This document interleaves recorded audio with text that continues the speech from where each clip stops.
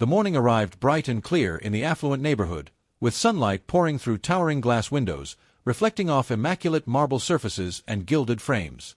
Within the expansive kitchen of a sprawling estate, a scene was unfolding that no measure of fortune could have equipped him for. At 44 years old, Alexander Grant, a millionaire entrepreneur renowned for his influence and authority, stood paralyzed with shock upon entering the kitchen and discovering what lay before him on the floor.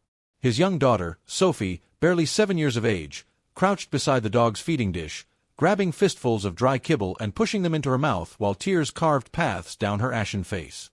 The image stole the breath from his lungs, leaving him shaking as a chilling understanding washed over him. Wealth could construct kingdoms, yet it had proven powerless to safeguard his own child's purity. If you have faith in human goodness, opportunities for redemption, and the capacity of empathy to mend the most profound wounds, please pause right now to like this video, share it with your community, subscribe to Untold Stories 0.4, and help us circulate stories that remind humanity of what genuinely counts. Alexander's initial response was incredulity, his thoughts racing to find reason. Certainly, this must be a joke, an innocent error in judgment.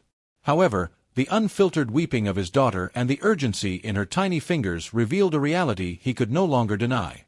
He surged forward, dropping to his knees, yet Sophie pulled away, gripping the bowl as though it represented her sole source of survival.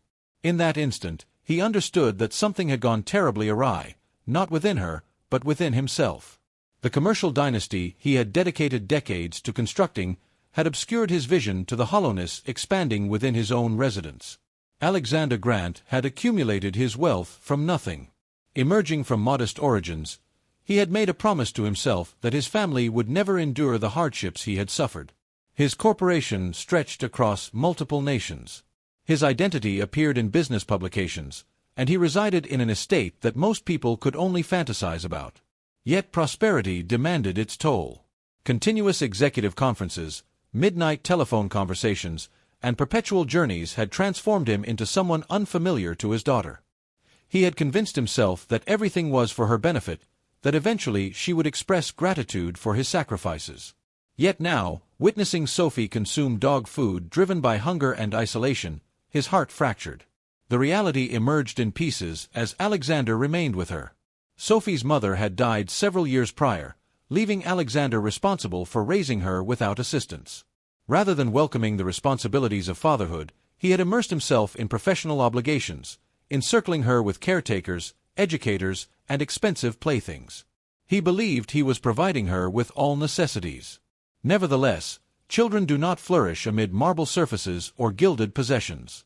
They flourish through love, attentiveness, and the fundamental assurance of knowing they hold significance. Sophie's crying stemmed not solely from physical hunger. It contained the anguish of abandonment, the voiceless cry of a small girl deprived not of nourishment but of emotional connection. That particular day served as a reflection for Alexander. For the first time, he perceived his existence through his daughter's perspective, an enormous residence that seemed frigid and desolate, presence that occupied shelves yet never satisfied her spirit, and a father who remained perpetually missing, even when physically present in the identical space. Sophie had started taking food intended for the household pet because the kitchen, despite its overflowing provisions, seemed like an inaccessible territory.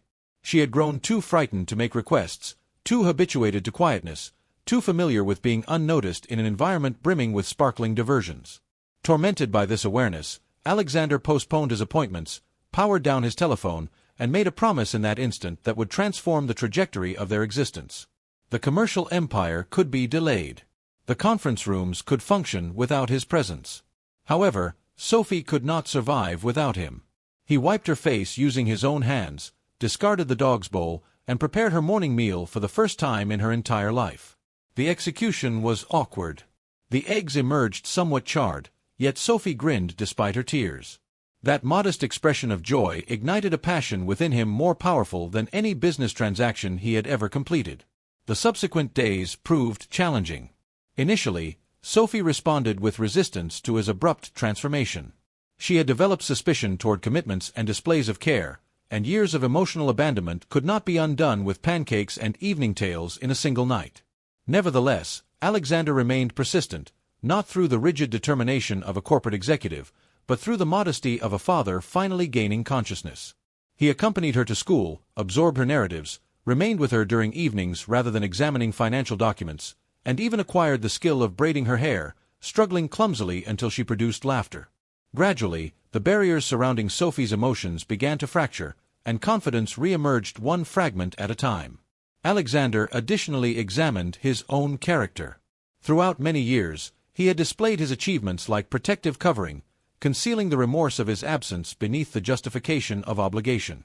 Yet in reality, his daughter required not a millionaire. She required a father who appeared consistently. He commenced allocating portions of his fortune to children's homes and youth facilities, recognizing that countless young ones experienced Sophie's suffering without the superficial comfort of affluence surrounding them. He discussed profits less frequently and humanity more often, expansion less frequently and compassion more often. The seasons transitioned, and alongside them the Grant residence underwent metamorphosis. The estate that previously resonated with isolation now vibrated with merriment. Sophie discovered how to prepare food alongside him, scattering flour throughout the surfaces and producing giggles when he feigned disapproval. Together they cultivated flowers in the outdoor garden, designating each blossom as a fresh start. Alexander discovered that genuine prosperity was not measured through financial accounts, but through the instances when Sophie extended her hand to grasp his, without fear, without embarrassment, simply believing that he remained present. Still, the recollection of that particular morning never abandoned him. He would frequently observe the dog's feeding dish, no longer with revulsion, but with appreciation. It had served as his alarm, the destruction of his arrogance, the moment when existence removed delusions and compelled him to confront reality. Occasionally, the most agonizing visions are necessary to remind us of what genuinely holds importance. When Sophie reached her 10th birthday, she no longer remained attached to silence. She had become animated, self-assured, and stable, her eyes radiating with a happiness that wealth could never purchase. And Alexander, previously a man recognized exclusively for his millions, became recognized for his compassion. He had achieved success, abandoned his true self, and discovered salvation in the tear-stained face of his daughter consuming food from a dog's bowl. The reality had devastated his heart, yet through that devastation it had also reconstructed him into something more resilient, more benevolent, and considerably more authentic.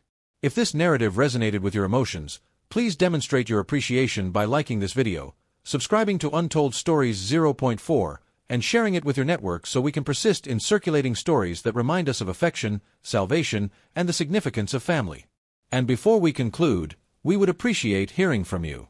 What does genuine prosperity signify to you?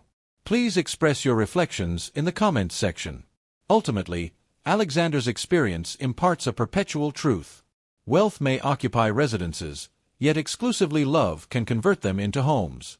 And sometimes a devastating moment becomes necessary to remind us of the most valuable treasures we already possess, the individuals we cherish.